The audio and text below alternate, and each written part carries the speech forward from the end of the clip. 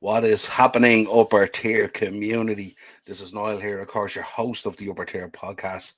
As always, if you could drop a like on the video, subscribe to the channel, and hit that bell notification. This kind of a little bonus show that we came up with today where we said we'd react to the Piers Morgan Ronaldo interview. This is night one, of course, of two. Um, this one I have to say, I don't know if you guys have been watching. If you're in the comments there, let us know what you thought. But this is kind of, there was nothing really new in this. And I kind of felt that night one might go that way because they want you to cling on to night two. And you see the little sort of vignettes they dropped for night two and stuff like that, where the sparks really kind of fly and stuff like that.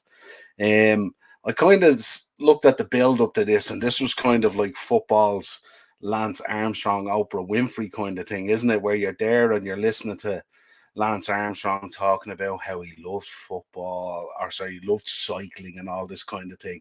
And then you're sitting there going, just tell us about the drugs. Just get to the meat and gravy. Stop giving me the veg. You know, Ted's in the comments. Uh, Ted, yeah, he's going to kept everything for night two. All the stuff from night one had been released. Yeah, absolutely. Nothing surprising there. And we'll get into it. I mean, there was four parts to night one. Um, nothing really surprising. A lot of it had already been given away. I think part one we'll get into now. But yeah, I just got this feeling of this. It was kind of this victim kind of thing, a Lance Armstrong kind of thing, where he started out all forgiving that he had cheated the sport and all this kind of thing. But like, in the end, he was portraying himself as the victim, like they were all doing it. Now, if you watch the Oprah Winfrey one, you know what I'm talking about here. Warren's in the comments. Had the pleasure of being on Warren's channel there last night. We did an All Ireland combined 11, so go over there and check it out. Really, really good show with Kyle Walsh Gunner. Check him out. Del Boy, of course, was on there, and Manny. We had a great night with Warren. It does a stellar job on those shows. Statman Steve is in there as well. How are you, Stevie? All good, my friend. All good. We'll have to get together for a few shows during the downtime of the World Cup. Hit me up. Let me know if you want to do one. And of course, always available for your channel, bud. And Deed Exchange. Absolutely. My ears are itching to hear something new. Absolutely. There was very little new in this, and it's all being held for night two, which I'd imagine fireworks are going to fly, and it's going to be electric with the little snippets they gave us there about being the black sheep of the group and all this kind of thing. So that's going to be interesting. And especially when we've seen over the last few days the kind of stuff with Bruno and Cancelo and Diego Dallo and stuff like that. This lad seems to be getting them left to his own, let's say. So it's going to be an interesting World Cup for Portugal. We'll watch that with bated breath anyway.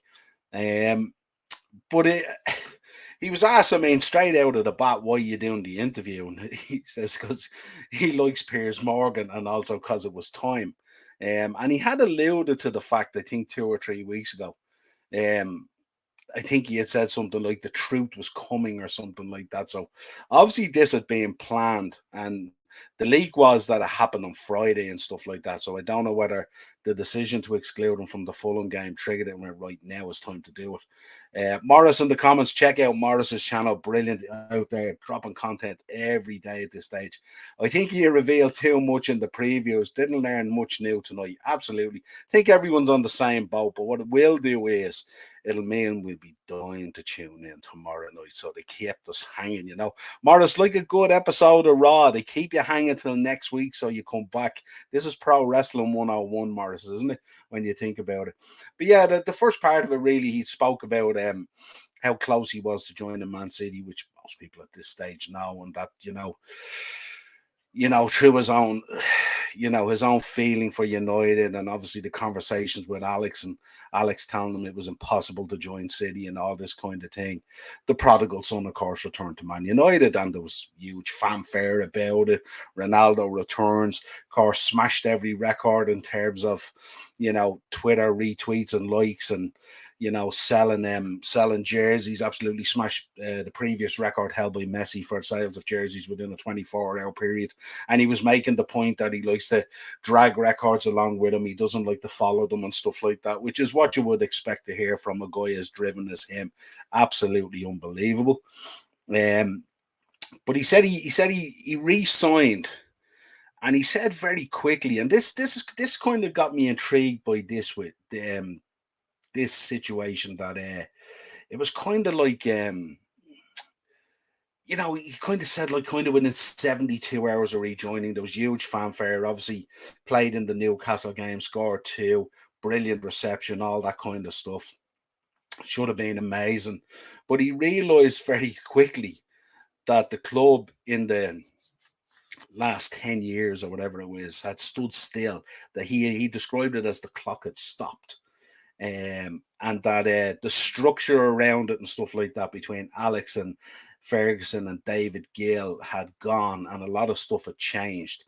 But the technology, and he mentioned about the chefs at the club, and the nutrition hadn't evolved to the level of what he would have expected and what he had experienced at Real Madrid, and likewise afterwards at Juventus and stuff like that. That it's always evolving: sports science, nutrition, technology, all these kind of things. And he said that hadn't changed. And he said that United should be top level. He says United should be at the forefront of that. They shouldn't be following people and trying to catch up on that stuff. And I think most fans would agree with that. Morris back in the Morgan using Ronaldo like Vince used Hogan. 100%, Morris. 100%. That's exactly what I was thinking. Come on, everyone, please make sure you subscribe if you are new, and hit the like button. Very important, guys, please. Niall is a legend. Cheers, Warren. Appreciate that. Absolutely. If you're on, guys, we always say like the video, hit the subscribe button and the bell notification. We go live all the time with shows like this and stuff. So that kind of summed up part one of the show tonight. It was kind of like setting the scene for, like, what a monumental decision it was that he didn't go to City. He went back to United. Prodigal son returned. Huge fanfare, but very quickly realised that it hadn't evolved, and this is not what he was coming back to. Now, I would have thought, if you're re-signing for a club, and you're comparing it, and this is kind of like your final big contract and your final opportunity of success and stuff like that. And yeah, your heartstrings might be pulling on you to go back to your previous club and restore it to its former glory and all that kind of stuff. But I thought you would have had a look around. You've been out of there like 10, 12 years, whatever it is. Surely to God, have a look around. And if you're comparing like with like, I mean, you've got Ollie there. You've got Pep here, you've got Man United here, which in his own words, he said the clock had stopped and had stagnated slightly. You look at Man City there, who I'd imagine more than likely probably have the best of everything. I'm just putting it out there. I don't know what they have, but I would assume that's what they have. Ted's back in the comments. As I said in the group chat the other day, Ronaldo has valid points where he hits out at the owners, backroom staff, but why now? Yeah. I suppose if you push someone to the limit, Ted, eventually they're going to snap, and that's when it kind of happens. So, look, we know, of course, we know that, like, there's either engineering here of a move away because it's not what he wants. He knows kind of that he doesn't fit into the Ten Hag era. And that's been kind of made very clear to him, although to try and keep the peace. Eric has come out a number of times and said he's part of his plans and all that kind of stuff. And you know what I mean? But look, he's engineering a move away here. And more than likely, I would imagine from a financial point of view, not that, like, that's the be all and end all with him. I mean, he has oceans of money at this stage, but probably engineering it in a way for a contract termination where he can just have a clean slate in January and go wherever he wants. And there's no financial repercussions in terms of a club having to pay a signing on fee to United or any of that. So depends on what he's trying to engineer here anyway. So we break and we go into part two. And part two sort of kicks off with this whole sporting director and the appointment of Ralph Rangnick after Ollie had gone. And he said that he didn't know Ralph Rangnick, and I find that I found that a little bit. Let me know in the chat as well. I found that a little bit disingenuous because I think he would have known who Ralph Rangnick was. Because I know that, look, these footballers, they don't just go play matches, train, and then go home and they're blocked off from football. Everyone knows everyone in the business.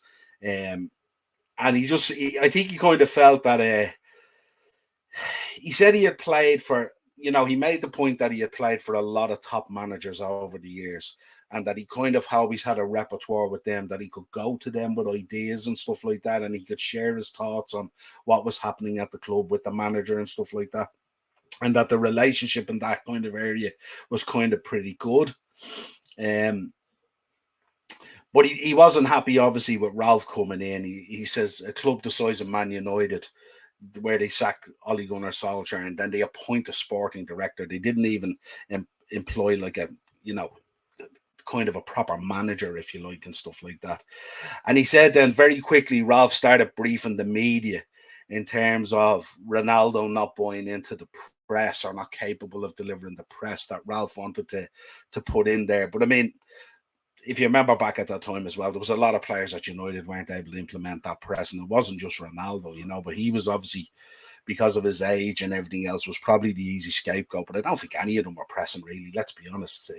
It failed right from the get-go, really. And it was a bit naive from Ralph as well to expect that United would just go from how they were playing to suddenly becoming this high-press team. I don't think it was going to happen anyway. And obviously that Ralph then started briefing the press that Ronaldo should kind of move on and stuff like that. So straight away, that relationship is gone, He said that he feels... he said that he had experienced, obviously, high-level coaches, and he had communicated his thoughts in terms of playing, stuff like that. And it was always well received, and there was always a good relationship. But that relationship wasn't there. He says that Ole Gunnar Solskjaer, he says, is a top person. And I think most United fans and most people in football would believe that. Like Ole Gunnar Solskjaer, he's a good human being. He's a good guy and stuff like that. But he's just not cut for coaching at this stage in his career at that level. And I think that's the point he was making, that he will be a good coach, which is a fair point, Then he went on to talk about this younger player respect and stuff like that. And it's an interesting one, this younger player respect, where he said he would kind of give advice to younger players that, like, he said that the longevity in his career was down to him listening to senior players. Like when he was at United, he'd listen to Rio and he'd listen to Roy Keane and the senior players there, and he'd take the good out of them, the advice of what they were giving him. And that's why he's had such longevity in his career, stuff like that. He's always open to listening and learning along the way in the pathway of his career, which is not surprising to hear either, But he says with the younger players there at the moment, he says it's a different era now and they're not hungry and stuff like that. And they'll kind of listen to you and it goes in one ear and out the other ear, and they don't put in the time. They're not hungry enough. He said he would advise players, and, the next thing you'd see, they'd be doing something else because of the era that they're in now. They just move on very quickly from stuff and nothing kind of has time to settle or land, if you like. Ted back in the comments as well. How are we, Ted? That's the issue, though, isn't it? He isn't saying it for the club. He's saying it for himself. This is all just because he isn't getting the game time he wants. Yeah. I mean, look, that's part of it. Look, we know where this is going to evolve into tomorrow night. There's no like thoughts about where this is going tomorrow night other than where we know it's going. He says they don't care enough and they don't apply what they hear. He said he led by example. He was always first in and last out, but that's not the case with some of these younger players. And then obviously he mentioned some of them. He says if you look at the current crop of stars and players at the moment, he says there's only a handful of them there who would have the longevity of himself. And that's probably a fair point. We see a lot of players these days. Certainly they don't reach the age of 37 or 38 at high level of playing and stuff like that. So, that point is very valid. But he said there is players there like Lisandro Martinez and Diogo Dalot who are very, very professional. He said the others, not so much. Now, it's interesting that he raises that point, because if you look at Dalot's development in the last 6 to 12 months, let's say, and correct me if I'm wrong, United in the chat there, correct me if I'm wrong, he has developed greatly as a player and has improved greatly as a player. Now, I'm not saying that's necessarily down to the advice that Ronaldo gave him, but it's an interesting point that he brought up. Lissandro Martinez came in. That guy looks like he's all about the business, all about professional. He's an amazing player and unbelievable for United, and has changed United greatly. But you can see how professional he is. There's no messing around. He's all about the game and the business, which is exactly what United needed. So that kind of rounded out part two. So, to summarize, it was kind of the breakdown with Ralph Ranić. Why was he even getting the job? Why would they just appoint a sporting director? Probably a little bit naive to try and convince us that he didn't know who Ralph Ranić was. I believe he probably did. Um, and then the kind of the way it broke down very quickly, and then he talked about the younger players and stuff like that. Kind of went in on the younger players. They're from a different era, but when he was there, the players that he listened to, and it was interesting as well because I think is it in part. Yeah, we'll get into it actually. We'll get into it in part four. It's interesting. I don't want to drop it here now, but part three then comes along. Part three was a very difficult one because part three is where we get into um, as a father of children here myself and stuff like that, I can't imagine having to bury a child. I can't imagine having to go through a full term pregnancy and losing the child. He was having twins, lost the son. Angel, I think was his name, but Bella survived the daughter, and he spoke about that thing and how tough it was in his life, and I can't even begin to imagine what that's like as a parent losing a child. It's just I can't even contend with. He says it was the worst moment of his life since his father's passing and stuff like that, which he took pretty bad. But he made the point. He said, he said football just continues. And that's the case, and that's something I often say to people as well when they lose someone, or if they've lost someone close to them or someone that they know. And I go, it's a moment in time, and it's really, really tough, and it's really, really hard and stuff like that. But this world that we're in, it's weird. It just keeps on spinning. It's in motion, and everything just continues all around you in this bubble that we live in. And it's very hard to comprehend that. I often find that even with the passing of my own mother, when I went back into work or I was walking through town or doing any of that, I'd often turn around and go, do these people not realize I've lost my mother? But like they're oblivious to it, they get on with their own lives and stuff like that. So as we say, life goes on, as difficult as you might be in that moment. But he said it was such a difficult situation in terms of mourning the loss of his son while trying to celebrate the birth of his daughter, and I can imagine how that would pull your heart right into. I just can't imagine it. He described it as a crazy emotion. And he said, which was an interesting point, and Piers brought up the fact that Liverpool did what they did when came back in that 7 minute and stuff like that, and that it was so emotional and stuff like that. And hats off to the Liverpool fans. But he also made the point that a lot of the fans around the place did it and stuff like that, and it was absolutely brilliant. He said he never expected the outpouring. Especially from rival fans and stuff like that. And he said he has huge respect for English people and the community, which was an interesting one, He said he is so happy to have a little girl, which I have my daughter here, Lauren, as well. Always so happy to have a daughter and stuff like that. It's a special bond between a daughter and a dad. Likewise, I have a great bond with my sons as well, but it's a different kind of bond with your daughter and stuff like that. Like, let's be honest here, she plays me like a fiddle, and I'm happy to admit it. He said he wasn't sure about having more kids, obviously, because obviously that would be, but he's just enjoying the moment at the moment with the daughter and stuff like that and the family. He said it was very difficult to go back playing, but was also good as well because it was a distraction from where he was, and obviously being a high level professional footballer and the volume of training they do and the matches come thick and fast and stuff like that would be a kind of a welcome distraction, I would imagine. And he said he had the full support of Georgina. And the one thing that came through tonight as well is that bond between himself and Georgina is so strong, and she's so supportive and stuff like that. And he said there's no wedding plans at the moment, but there's definitely wedding plans in the future and stuff like that. So it was nice to hear that as well. And that rounded out kind of part three, where he kind of discussed family life, and he talked about, how he had to explain to the kids the passing of, they were always asking where the other baby was, and then they had to explain to it, and they did little things that he had gone to heaven and stuff like that. And then he spoke about the little chapel that he has at his house where his father and his son reside, and that he goes and he talks and all that. And from someone who's lost a mother and a father and stuff like that, I can totally concur with going and talking to them sometimes when you visit the grave and all. Sometimes it gives you a nice release and stuff like that. So that summed up part three. Ted, part three, give me your thoughts, buddy, was just an emotional part, and I think he held himself together absolutely brilliantly. And it's one of the few times you get to see the man behind the machine.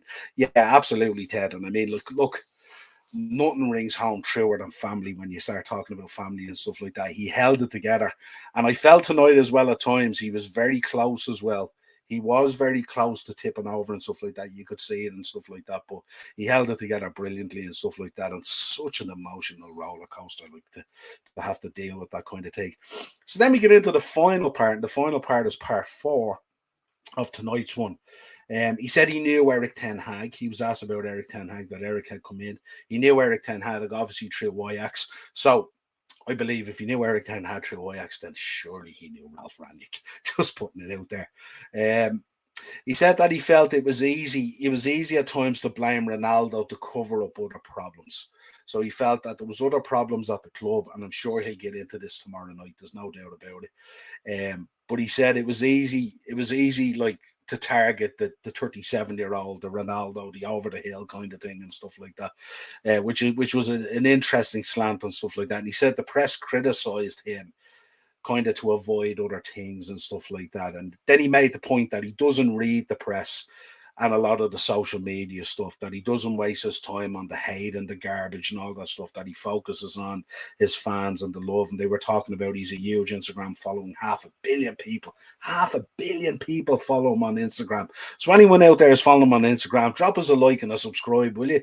Do the good thing here, But he says all that garbage, he says it's negative to his family, and he doesn't want to get caught up in it, that he just focuses on the positivity. Massive following on social media. He was asked how come he has such a massive following on social media, and he says at times he doesn't really know. But then he made the point. He says, "Well, of course he's a good footballer. One would say he's a great footballer, But he said he's charismatic as well, and he's not shy of confidence either. He said he's good looking, and it's hard to argue with that. Let's be honest there. And he said the firepower of social media he has is huge." Both in terms of product, but also in terms of giving people an insight into his life and all that kind of thing, which we know.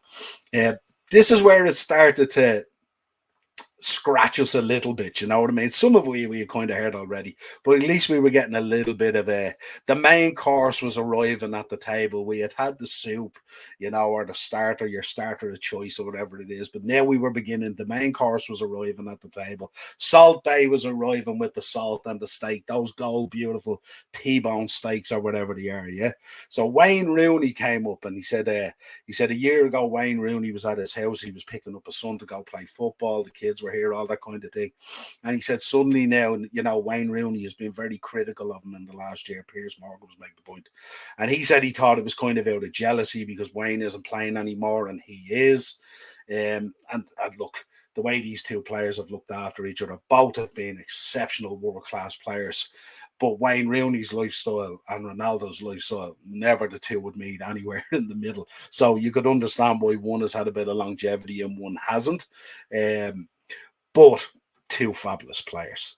And he said he thought it might be because he's still playing. And then he made the joke about being better looking. So he likes to emphasize being better looking. He's bought in on his looks big time, hasn't he? So that was the kind of Wayne Rooney kind of thing. So it was interesting. He said he couldn't understand it. He said he says he can understand getting criticism from the press and social media and stuff like that, but he doesn't understand the criticism from former teammates and stuff like that. That there should be a bond there and stuff like that. The big man's in the chat here. Dave's FC chats. Go check out his channel. awesome channel altogether. Been on it a few times. Great guy. Hope you're doing well, Dave. I don't know if you looked at that interview tonight. If you've any thoughts on it, drop them in the comments there and let me know. Doing good, pal. And if you need me for any shows during the downtime or something like that, maybe we could coerce each other into taking a look back at Fowler or Rush or something like that during the downtime of the World Cup. Yeah, let me know. Um, yeah, but he made the point about Rooney, and then he got on to Gary Neville, and the Gary Neville one, I think, when he was talking about it, was one I think that kind of really hurt him. Like that one kind of stuck with him a bit, and it was kind of interesting. Yeah, he made the point that Gary Neville should listen to both sides, and that Gary Neville shouldn't be so quick to criticize. Now, obviously, these pundits are in a very difficult position on TV because they have to create these clickbait moments and stuff like that for viewers and social media and all this world, that crazy world that we live in now, to capture it and stuff like that. But he made the point that Gary Neville, what would Gary Neville know about what's going on inside the club at Carrington and all that kind of stuff? I don't know if these ex-players are privy to be getting that kind of uh, access, if you like, for lack of a better word, and stuff like that. I know Wes Brown, when Ronaldo came back, Wes Brown did the walkabout with him, and we spoke to Wes Brown over here one night on a charity event and stuff like that, and he spoke about Ronaldo and stuff like that. Spoke very favourably of him and stuff like that. Wes Brown, great guy. Uh, but he said that's the point he made. He doesn't know what necessarily is going on inside the club and stuff like that, but yet they have a comment, and the comment is all one-sided.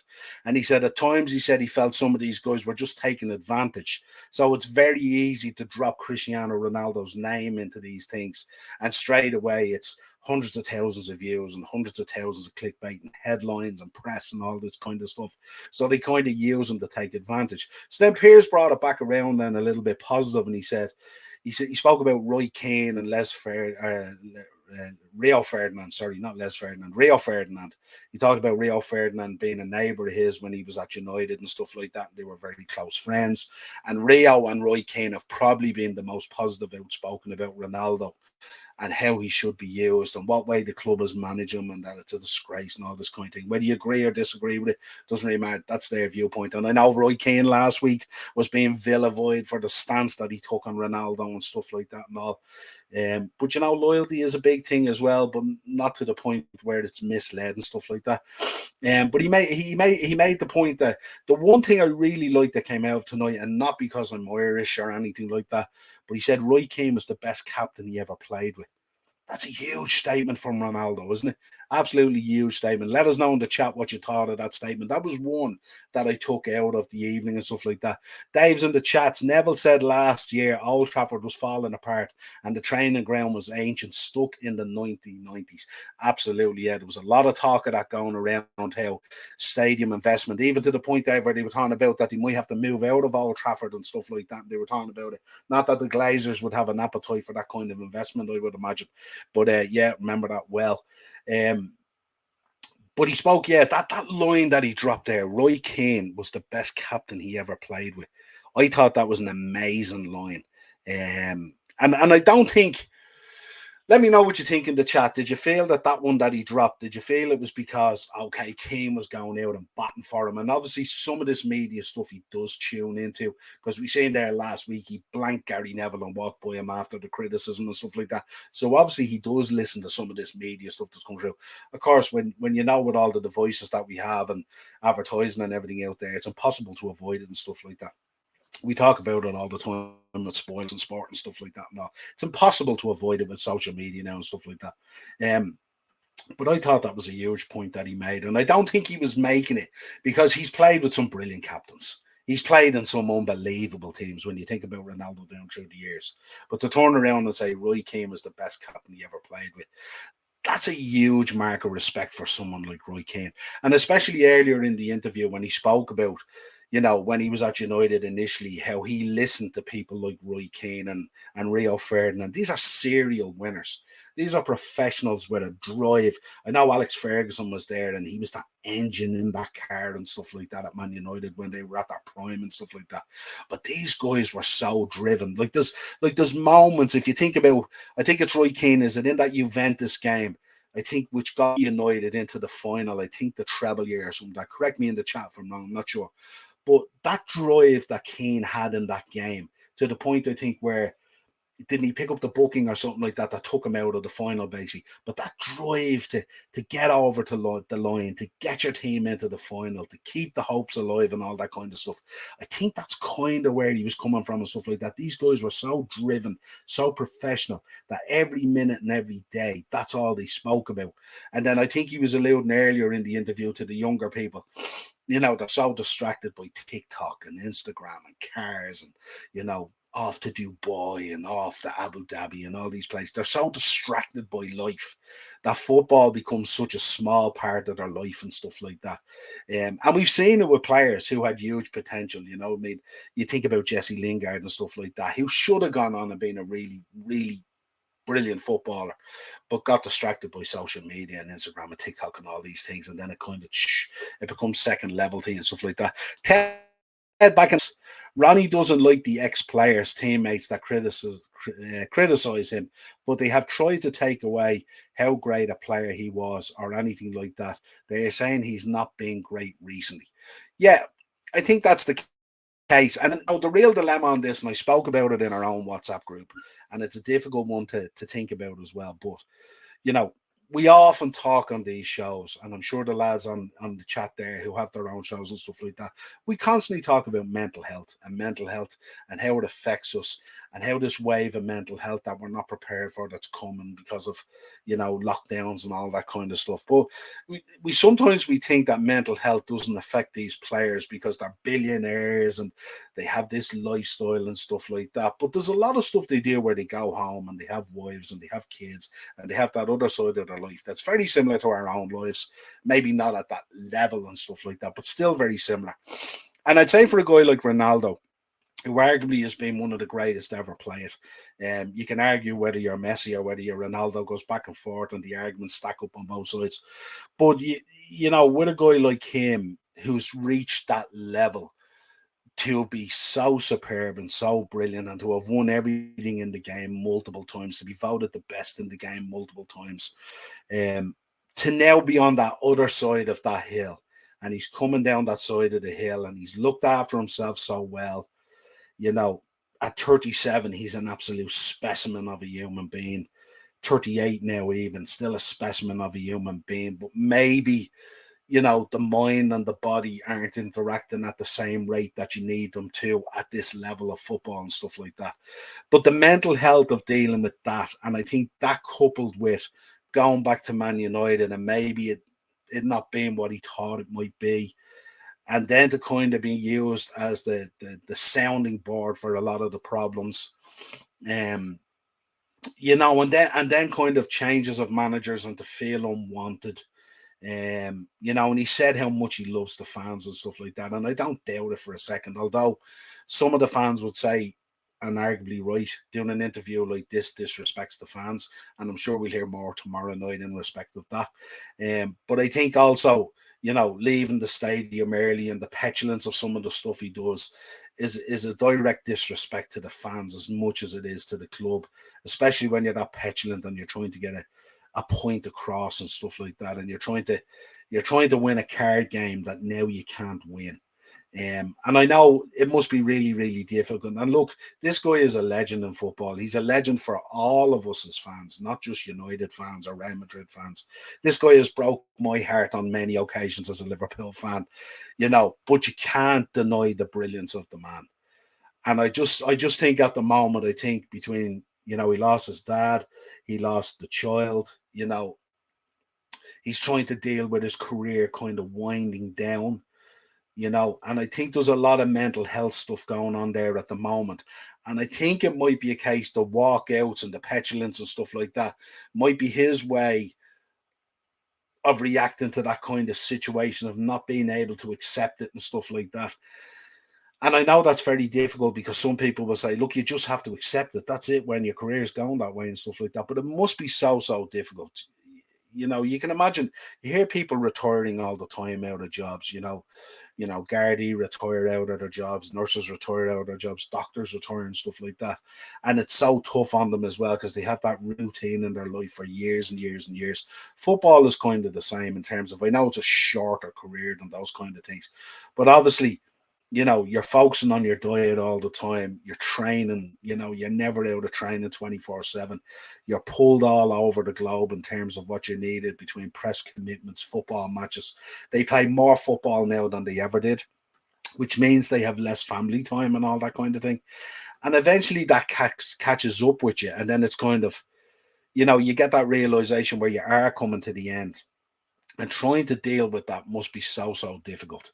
And I think that's what I took out of it tonight. Look, there's no doubt about it, and we've seen it in the past. At times, it's all about Ronaldo, um, and at times when it has been all about Ronaldo, when it's gone really, really well, the fans have embraced it and going, well, yeah, it is all about Ronaldo. But when it's going well, they're happy to accept it. When it's not going well, it's all about Ronaldo. Why and all this kind of thing. So at times you look at it and you think maybe, you know, the way some of the fan base has embraced them and encouraged them and all that kind of stuff has led to how difficult it is. And I suppose when the fans then come out and start saying, you're done, you need to move on, blah, blah, blah, blah, blah, I'm sure it hurts as well when he hears it from the fan base, because the fan base generally is the reality of what's going on, because it's the fan base that have the most commentary about what they see on the pitch. Um, Ted in the comments, Ronnie is struggling to accept the age is catching up to him, and it's got to be insanely tough. And then it's harder as he's dealing with other personal issues as well. Absolutely spot on, Ted, and that's what I'm saying. And look, sometimes we think that these people, we put them up on pedestals and we think they're gods. You know what I mean? And especially how the youth is playing and stuff like that as well. But we do think they are gods. But behind it all, they're sports people who have been really, really successful, but they're just like me and you at the end of the day. They go home, they lie in a bed, they eat their food, they have their kids, they have their family or their girlfriends or their wives or their relationships, and they have everything else that goes on in their life as well. Cars need to be serviced or NCT'd or whatever it is. Clothes need to be bought, babies need to be brought to creche, whatever it is that goes on.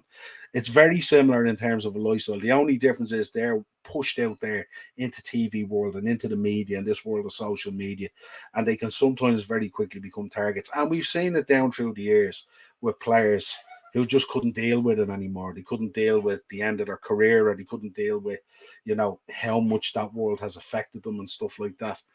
Um, and they often end up in a very dark place. Um, but that's really what I took out of night one. And I'm looking forward to night two. And I'm not even looking forward to this. It's not even because I'm a Liverpool fan and this is kind of, mud fling and shit fling and that sort of Man United and stuff like that. I think it's interesting to see what this take is on it and stuff like that. You know what I mean? Even when I looked at the Lance Armstrong stuff with Oprah Winfrey and stuff like that, I'm not a cycling fan. But I was intrigued to see what was going on and the mindset and the drive and everything that was, so important to these people and stuff like that. Um, so yeah, interesting to see. We won't go into those other comments there. Obviously, someone's as interested in their looks as much as Ronaldo is. We will thank you for being in the chat. We hope you will join us tomorrow night. I'm not sure whether I'm going to do a separate show on part two of this Ronaldo interview or whether it'll just file into the Thursday Tier Talk. We are back tomorrow night, 9 o'clock. Me and the Dazzler, before he heads off to the US on holidays, we're going to be doing a World Cup special. We're going to be taking a look at the World Cup, giving our thoughts on the groups, on the top level players and all that kind of stuff.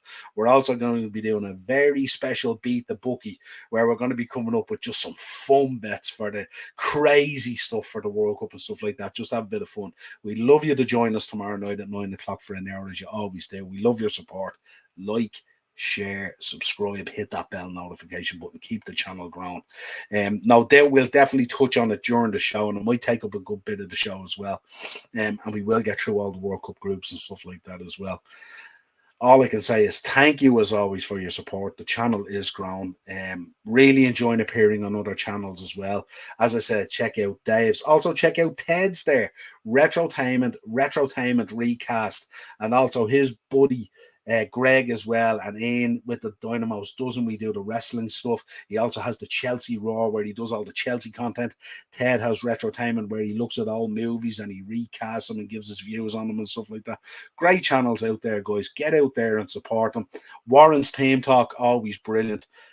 Great fun to be on that one as well. And I don't know, I'll just case of one. Morris, GP Productions, check it out. Brilliant guests every week, and such a dynamic set of guests and stuff. Anything from, you know, pop and rock to wrestling to pop culture to current affairs, you know, Exotic Joe, all these guys, check it out. You know, the Tiger King, he's had Judge Judy, all these different people on and stuff like that.